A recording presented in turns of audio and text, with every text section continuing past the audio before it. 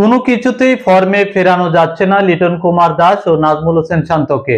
নেপালের বিপক্ষে আজকের ম্যাচেও তারা খুব বাজেভাবে আউট হয়েছে।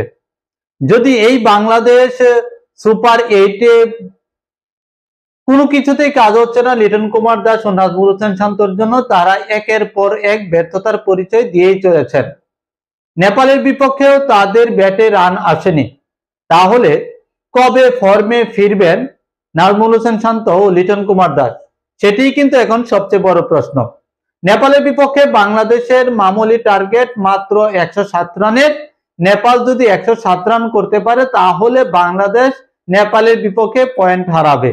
আর যদি নেপালের বিপক্ষে পয়েন্ট হারায়, অপরদিকে শ্রীলঙ্কা দলের বিপক্ষে যদি নেদারল্যান্ডস জয়লাভ করে তাহলেই কিন্তু হিসেব হয়ে যাবে ভিন্ন, সুপার 8-এ চলে যেতে পারে নেদারল্যান্ডস।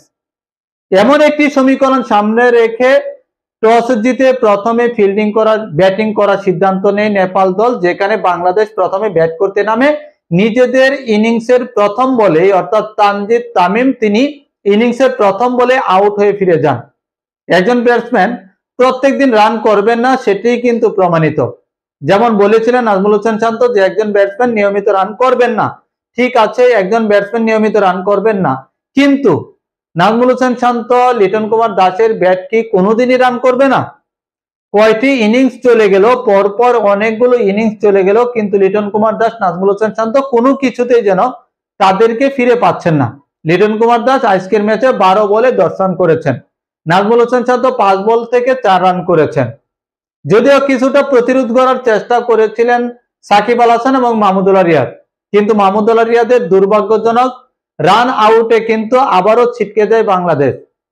শেষ পর্যন্ত তাসকিন আহমেদের দৃঢ়তায় সেটি বলতে হচ্ছে, কারণ হলো যে সর্বশেষ উইকেট জুটিতে অর্থাৎ বাংলাদেশের ইনিংসে সবচাইতে বেশি যে পার্টনারশিপ হয়েছে তার মধ্যে দ্বিতীয় পার্টনারশিপ হয়েছে তাসকিন আহমেদ এবং মুস্তাফিজুর রহমানের যে পার্টনারশিপ, সেখানে তাসকিন আহমেদ এবং মুস্তাফিজুর রহমান শেষ দিকে গিয়ে রান আউট হয়েছেন, তা না হলে আর কিছু রান বাড়তে পারত।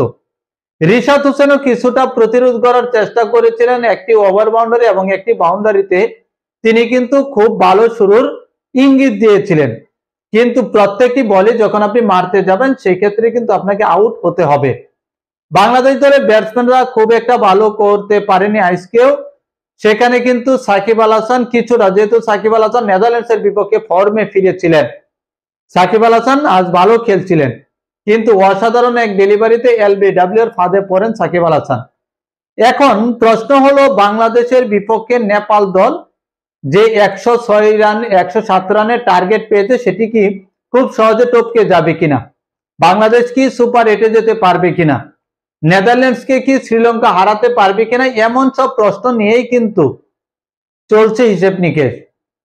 সেদিকে আমরা যদি একটু লক্ষ্য করি, দেখবো শ্রীলঙ্কা দল নেদারল্যান্ডসের বিপক্ষে তারা ব্যাটিং করছে, তো খুব ভালোভাবে তারা এগিয়ে যাচ্ছে। তো আমরা যারা বাংলাদেশি ভক্ত সমর্থক রয়েছে আমরা নিশ্চিতভাবে চাইবো যেন শ্রীলঙ্কা দল নেদারল্যান্ডসের বিপক্ষে জয়লাভ করে, তাহলে আমরা নেপালের বিপক্ষে যদি হেরেও যাই কিন্তু কোনো সমস্যা হবে না। কিন্তু প্রশ্নটি সেই জায়গায় নয়, প্রশ্নটি হচ্ছে বাংলাদেশ যদি সুপার 8-এ উঠে তাহলে নাজমুল হোসেন শান্ত লিটন কুমার দাসের কি হবে?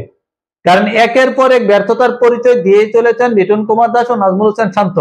তাদের ব্যাটে কবে রান আসবে, কবে ফিরবেন তারা ফর্মে, সেটি কিন্তু এখন বড় প্রশ্ন হয়ে দাঁড়িয়েছে।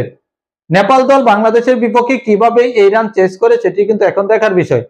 তবে বাংলাদেশের রিশাদ হোসেন, মুস্তাফিজুর রহমান এছাড়া তাসকিন আহমেদরা চাইবেন যে নেপাল দলকে যত তাড়াতাড়ি আউট করা যায়, তাতেই কিন্তু স্বস্তি পাবে টাইগাররা। আজ পবিত্র ঈদের দিন, মুসলমানদের সবচাইতে বড় আনন্দের দিন।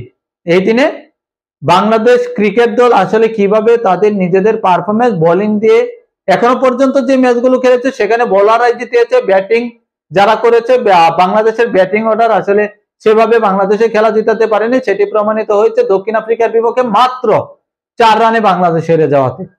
কাজেই এই ম্যাচটিও বাংলাদেশকে জিতাতে হলে বোলারদের অসাধারণ কিন্তু পারফরমেন্স করতে হবে, যেটির জন্য সবচেয়ে বেশি ভূমিকা রাখতে হবে কিন্তু রিশাদ হোসেন এবং মুস্তাফিজুর রহমানকে, যেটি আমরা দেখছিলাম যে নেদারল্যান্ডসের বিপক্ষে এবং শ্রীলঙ্কার বিপক্ষে, সেই সাথে দক্ষিণ আফ্রিকার বিপক্ষেও কিন্তু ভালো বোলিং করেছে তারা।